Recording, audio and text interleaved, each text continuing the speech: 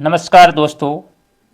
कर्मचारी चयन बोर्ड के द्वारा आयोजित एलडीसी परीक्षा 2024 जो फर्स्ट पेपर आपका हुआ था फर्स्ट पारी में, उसमें आपके 40 क्वेश्चन गणित से संबंधित आए थे, यानी मैथ से संबंधित आए थे। उसी को लेकर यहाँ पर चर्चा करने वाले हैं। यहाँ पर केवल अपन गणित के 40 क्वेश्चनों के आंसर देखने वाले हैं, और जो आंसर मैंने निकाले हैं मैंने खुद ने निकाले हैं, क्योंकि मेरा सब्जेक्ट गणित ही है, यानी मैथ है। तो इसी संबंधित और साइंस और जीके के मैं आंसर यहाँ पर नहीं बताने वाला दोस्तों, क्योंकि मैं सिर्फ और सिर्फ यहाँ पर आपको आंसर बताने वाला हूँ गणित के। तो उससे पहले आप सभी का SBS क्लास सेज में स्वागत करता हूँ। और फिर भी अगर किसी भी प्रकार का आपको डाउट रहता है तो ज़रूर आप कमेंट करना दोस्तों, और चैनल पर नए हो तो ज़रूर सब्सक्राइब कर लेना, और आंसर की आपको आपके अच्छी लगती है तो ज़रूर लाइक कर देना दोस्तों।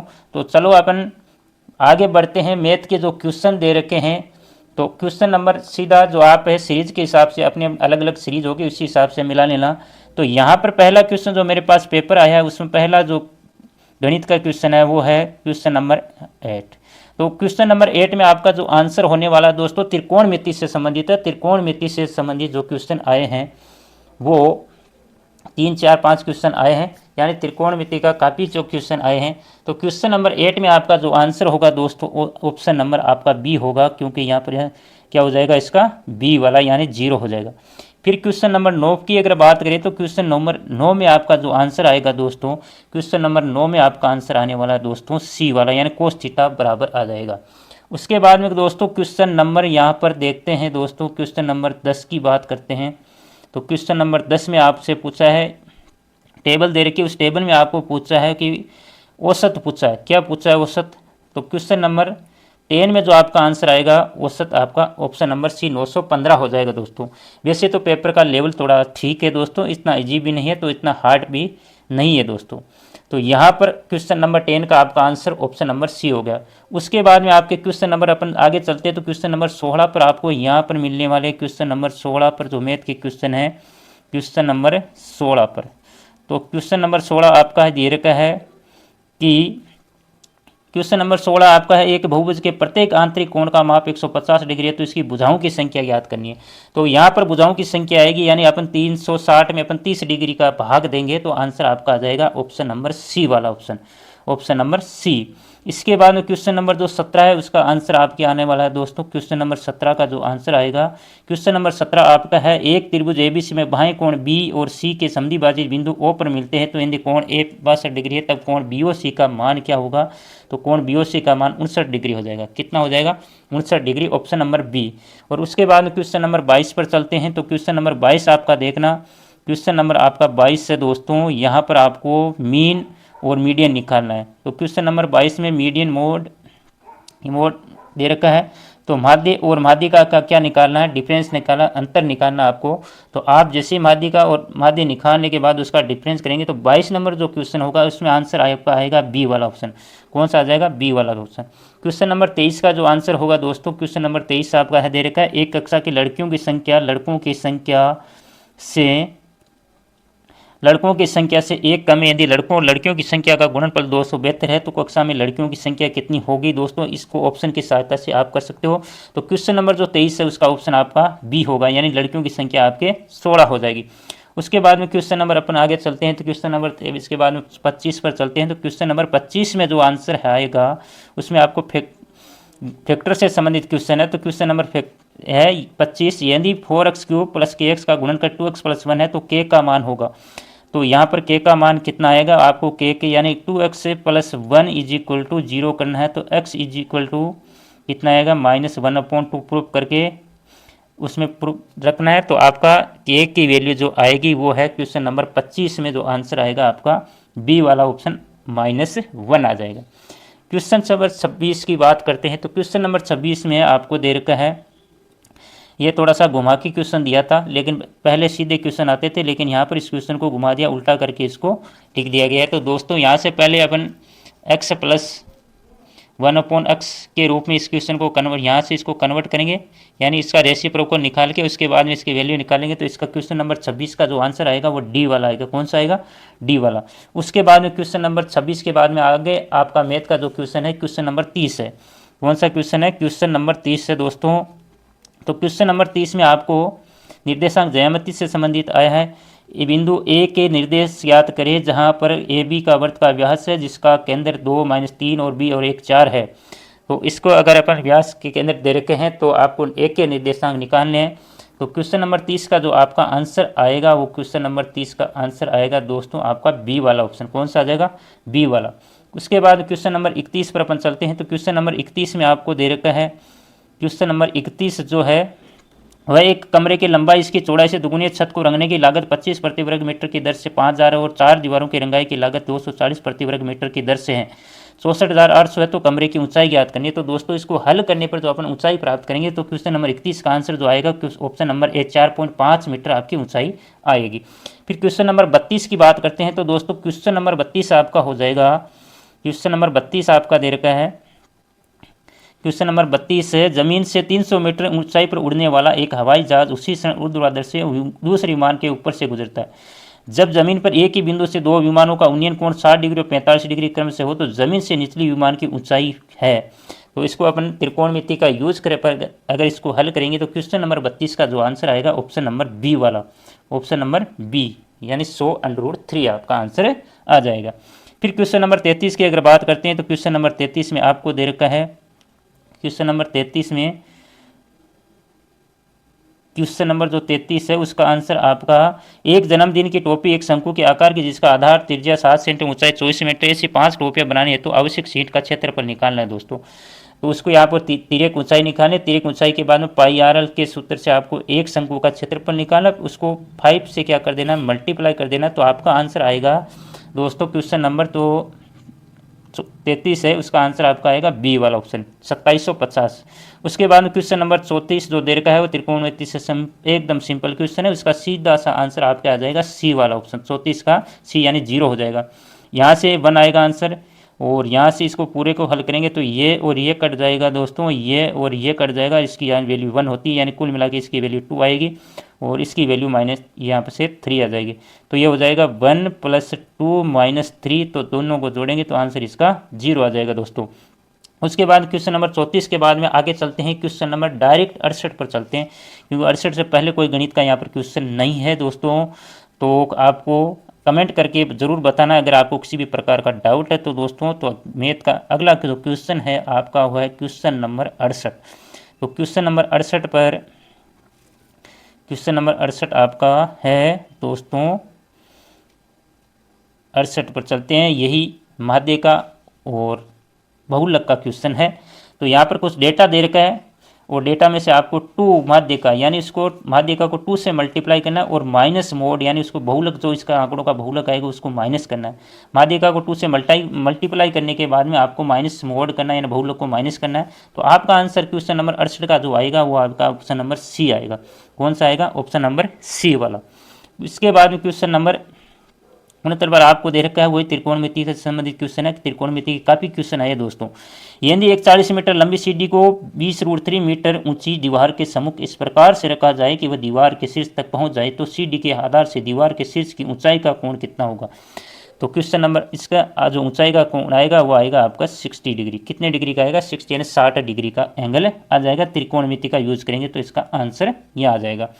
फिर क्वेश्चन नंबर अपन 70 देखते हैं। इस क्वेश्चन नंबर 70 को अपन सोल्व करेंगे, वही बोर्ड मास के नियम से अगर इसको सोल्व करेंगे तो क्वेश्चन नंबर 70 का जो आंसर आएगा ऑप्शन नंबर सी 13/20 आ जाएगा।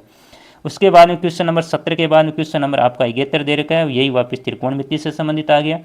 तो यानी कुल मिला के आपके है हर इस पेपर में त्रिकोणमिति का जो टॉपिक है उसी के क्वेश्चन बहुत ज़्यादा आए।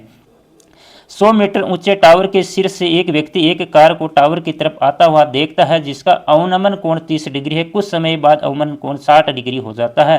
तो इस दौरान कार द्वारा तय की गई दूरी मीटर में कितनी होगी दोस्तों? तो अगर इस त्रिकोणमिति का यूज अपन करेंगे tan थीटा लगाएंगे तो पहला आपका ऑप्शन आएगा 200√3/3। इसका answer option number A answer हो जाएगा। उसके बाद में क्वेश्चन नंबर अपन चलते हैं 91 यानी 91 पर। तो क्वेश्चन नंबर 91 आपका जो मैथ का क्वेश्चन है वो देख लेते हैं दोस्तों। तो यहाँ क्वेश्चन नंबर 91 आपका होगा दोस्तों। आगे चलते हैं, क्वेश्चन नंबर ये साइंस जीके के क्वेश्चन आगे। तो क्वेश्चन नंबर आपका 91, तो 91 ये रहा आपका जो क्वेश्चन है। तो इसमें ये दे रखा है आपका क्षेत्रफल से संबंधित दे रखा है 100 मीटर लंबाई व 80 मीटर चौड़ाई वाले एक आयताकार बगीचे को बाहर से 2.5 मीटर चौड़े मार्ग से घेरा जाता है। 120 प्रति वर्ग मीटर की दर से मार्ग को पक्का करने की लागत क्या होगी। तो क्वेश्चन नंबर 91 वाला ऊपर लगे, सॉरी ये 92 है। तो 92 में आपका ऑप्शन नंबर इसको सरल, यानी प्रत्येक चारों ओर एक रास्ता बनाया जा रहा है, उसका क्षेत्रफल, उसका पक्का निर्माण करवाना है, तो उसकी लागत कितनी आएगी। तो क्वेश्चन नंबर 92 में आपका ऑप्शन नंबर बी हो जाएगा, यानी 92 में। तो वापस इसको 91 वाला क्वेश्चन देखते हैं। 91 वाला क्वेश्चन में आपको वह अनुपात क्या है जिसमें 1-5 और 4,5 को जोड़ने वाला रेखाखंड x अक्ष से विभाजित होता है। तो वो आपको अनुपात निकालना है कि x अक्ष इनको बिनाले वाले रेखाखंड को या रेखा को किस अनुपात में विभाजित करेगा। तो वो अनुपात अपन अगर निर्देशांक ज्यामिति के विभाजित आंतरिक विभाजित सूत्र अपन यहाँ लगाएंगे तो आपका आएगा 1:4। कौन सा आएगा, 1:4। 92 अपना क्वेश्चन हो गया। उसके बाद अपन 93 पर चलते हैं दोस्तों। 93 आपका क्वेश्चन है दोस्तों। 93 वाला है, एक आयत की लंबाई 30 सेंटीमीटर, इसका क्षेत्रफल 720 वर्ग सेंटीमीटर है। केवल लंबाई वृद्धि करने में इसका क्षेत्रफल मूल क्षेत्रफल से 1 से 1/4 गुना बढ़ जाता है। तो नए आयत का परिमाप सेंटीमीटर में होगा। तो 93 में आप आयत का जो क्षेत्रफल है उसी क्षेत्रफल से आप पहले उसकी लंबाई यहाँ पर दे रखी है, लंबाई के बाद चौड़ाई निकालेंगे, चौड़ाई के बाद में आपको लंबाई में वृद्धि दिखानी है, फिर नया क्षेत्रफल निकालना है। तो नए क्षेत्रफल से निकालने के बाद में जो वृद्धि आएगी वो आपके आ जाएगी। तो यहाँ पर इसका क्षेत्रफल मूल क्षेत्र का उसका आयत का परिमाप पूछा है। तो सरल करने पर लंबाई और चौड़ाई निकालने के बाद में आप उसका परिमाप निकालेंगे। तो 93 जो क्वेश्चन है उसमें आपका ऑप्शन नंबर डी 123 सेंटीमीटर आएगा। कितना आएगा, 123 सेंटीमीटर का आंसर हो जाएगा। क्वेश्चन नंबर अगर 94 की अगर बात करते हैं तो क्वेश्चन नंबर 94 में आपको वापस वही माध्य और माध्यिका का पूछा है।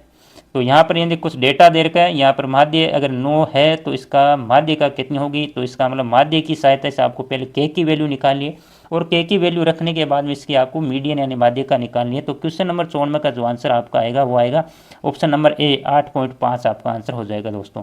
उसके बाद में यहाँ पर क्वेश्चन नंबर जो 95 है तो उसमें आपको लॉग से संबंधित दे रखा है। तो यहाँ पर यह देखिए लॉग के अगर फॉर्मूले अपन लागू करेंगे तो यहाँ पर ये दोनों बराबर कब आएंगे, जब x = y होगा। ऑप्शन नंबर बी आपका राइट आंसर हो जाएगा। उसके बाद में क्वेश्चन नंबर 96 में आपको ये तो सबको आता होगा क्योंकि इसके दो फैक्टर करेंगे जो कंटिन्यू होते हैं, यानी 10 और 9 और प्लस आ रहा है तो यहाँ पर 10 वाला आंसर यानी ऑप्शन नंबर ए हो जाएगा। उसके बाद में क्वेश्चन नंबर 97 पर चलते हैं। तो क्वेश्चन नंबर 97 यहाँ पर आपको दे रखा है दोस्तों, दो संख्याओं में 24 का अंतर और उनका गुणनफल 112 है, तो संख्याओं का योग कितना होगा। तो संख्याओं का योग यहाँ पर पूछा है, तो आप उसको ऑप्शन की सहायता से करते हैं। तो क्वेश्चन नंबर 97 में जो आपका आंसर आएगा ऑप्शन नंबर बी यानी 32 आएगा, दोनों संख्याओं का योग। उसके बाद में 98 नंबर की जो क्वेश्चन है वो आपका साझा से संबंधित है।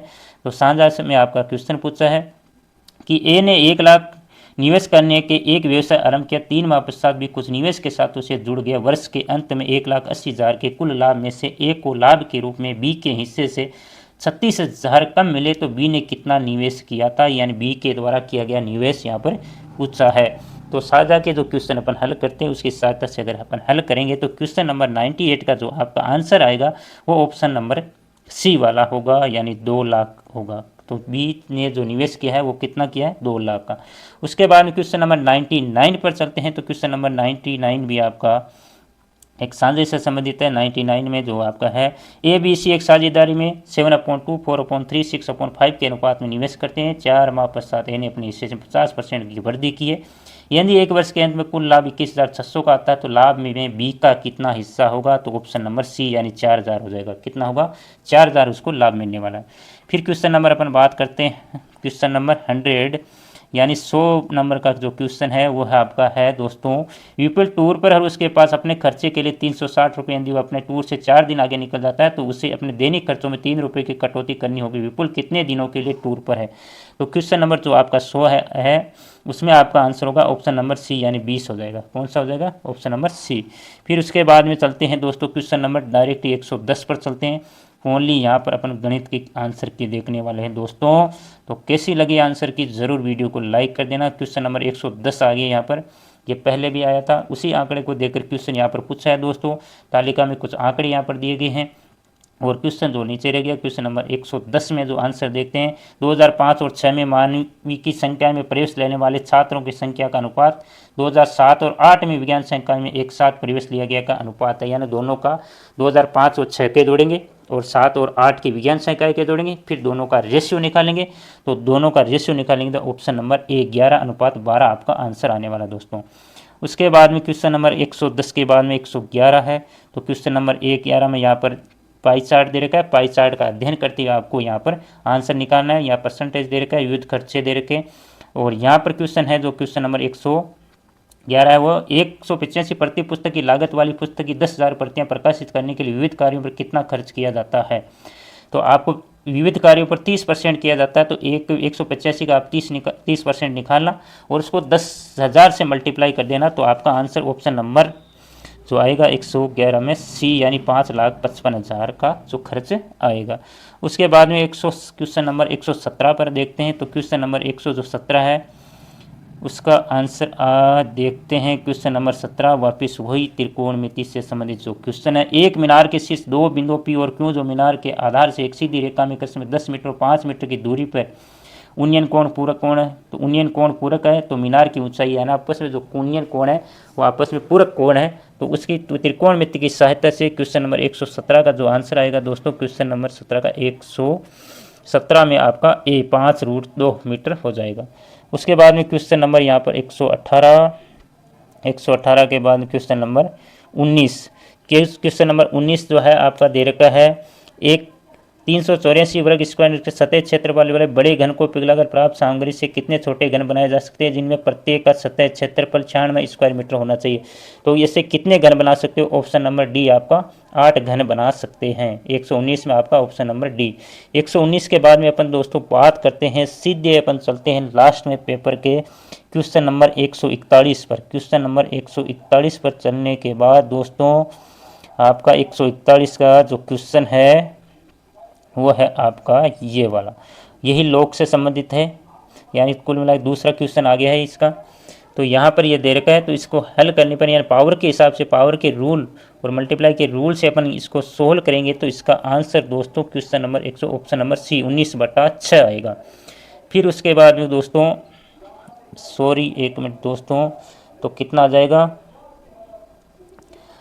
एक मिनट थोड़ा सा हिल गया PDF। तो क्वेश्चन नंबर जो आपका दे रखा है उसमें कितना आएगा 19/6 आ जाएगा। उसके बाद में क्वेश्चन नंबर 142 देखते हैं। तो क्वेश्चन नंबर 142 में जो आपका आंसर आने वाला है इसका मान क्या आएगा, इसकी वैल्यू आपको दे रखी है, इसकी वैल्यू आपको बतानी है। तो इसकी वैल्यू क्वेश्चन नंबर 142 में ऑप्शन नंबर बी कौन सा आएगा, ऑप्शन नंबर बी वाला। यहाँ पर थोड़ी लिखने की समस्या नहीं, सोल्व करके यहाँ पर बता देते। अगर फिर भी किसी भी प्रकार का डाउट है तो आप ज़रूर पूछ सकते हो। तो यहाँ पर दोस्तों ऑप्शन नंबर आपका बी 65/8 हो गया। क्वेश्चन नंबर 143 पर चलते हैं। क्वेश्चन नंबर 143 पर बार थोड़ा सी तो क्वेश्चन नंबर 143 आगे देखते हैं। तो क्वेश्चन नंबर 143 दे रखा है कि निम्नलिखित में कौन सा एक गुणनखंड है। तो इसके फैक्टर करके देखेंगे तो इसका एक ही गुणनखंड यहाँ पर आएगा, एक तो x y आएगा, दूसरा x + y आएगा। तो यहाँ पर x + y नहीं दे रखा है दोस्तों, तो पहला एक गुणनखंड यहाँ पर दे रखा है, तो केवल यहाँ पर D दे रखा है। तो ऑप्शन नंबर ए आपका आंसर हो जाएगा। उसके बाद में क्वेश्चन नंबर 144 की अगर बात करते हैं तो क्वेश्चन नंबर 144 आपका दे रखा है सर्वांग समत्रिभुज से संबंधित है। दोनों में अलग अलग ट्राइंगल दे रखे हैं, तो तीसरा ट्राइंगल इससे हो जाएगा तो उससे दोनों आ जाएंगे। भाई एक ट्राइंगल में ये दे रखा है, दूसरे ट्राइंगल में ये दे रखा है, तो दोनों आपस में क्योंकि सर्वांग समत्रिभुज है तो उसके संगत कोण भी क्या होते हैं, बराबर होते हैं। उसी हिसाब से करोगे तो 144 का जो आपका आंसर आएगा ऑप्शन नंबर ए 48 डिग्री। कितना आ जाएगा 48 डिग्री। फिर क्वेश्चन नंबर 145 है, वही भी आपका समरूप से संबंधित है, समरूप त्रिभुज से संबंधित है। समरूप त्रिभुज में आपको कुछ कथन यहाँ पर दे रखे हैं कि ABC और ट्राइंगल PQR में AB = PQ है, एंगल B = Q दे रखा है। तो कौन सा सत्य है, यानी आपको एक साइड बराबर दे रखे एक कोण बराबर देते हैं, तो यहाँ पर अपन तय नहीं कर पाएंगे कि इसका ये समरूप होंगे या नहीं। तो ट्राइंगल ABC और PQR समरूप यहाँ पर नहीं है, ऑप्शन बी वाला आपका आंसर हो जाएगा। उसके बाद में इसका लास्ट जो क्वेश्चन दे रखा है दोस्तों क्वेश्चन नंबर 146, त्रिभुज ABC की भुजा BC पर बिंदु D इस प्रकार है कि AD कोण BAC को समद्विभाजित करता है, तो निम्न में से कौन सा सही है। यानी यहाँ पर एक ट्राइंगल बन रहा है इस प्रकार। तो यहाँ पर ए, यहाँ पर बी और यहाँ पर सी, यहाँ पर इस पर डी है। तो यहाँ पर ये इसको समद्विभाजित करता है। तो इसका मतलब ये इसको अगर एंगल को समद्विभाजित करता है तो वो इसकी क्या होती है, माध्यिका होती है। माध्यिका यानी बी डी बराबर C D. Option number A आपका आंसर हो जाएगा। तो ये थी दोस्तों गणित के क्वेश्चनों की जो आंसर की।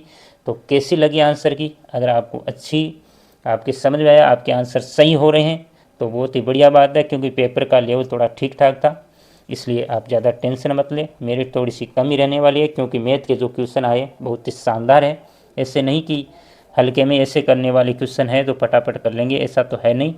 तो ये थी आपकी आंसर की दोस्तों। अगर आपके फिर भी किसी प्रकार का डाउट रहता है तो ज़रूर दोस्तों कमेंट करना। चैनल पर नहीं है तो चैनल को सब्सक्राइब कर लेना, क्योंकि आने वाले समय में आपको किसी भी प्रकार की मान लो वीडियो अगर डालेंगे तो आपका जो काम बढ़िया का होगा, तो आप आसानी के साथ उस वीडियो तक पहुंच जाओगे, आपके पास नोटिफिकेशन पहुंच जाएगा। इसलिए आप सब्सक्राइब कर लेना, बेल आइकन को ज़रूर दबाना दोस्तों।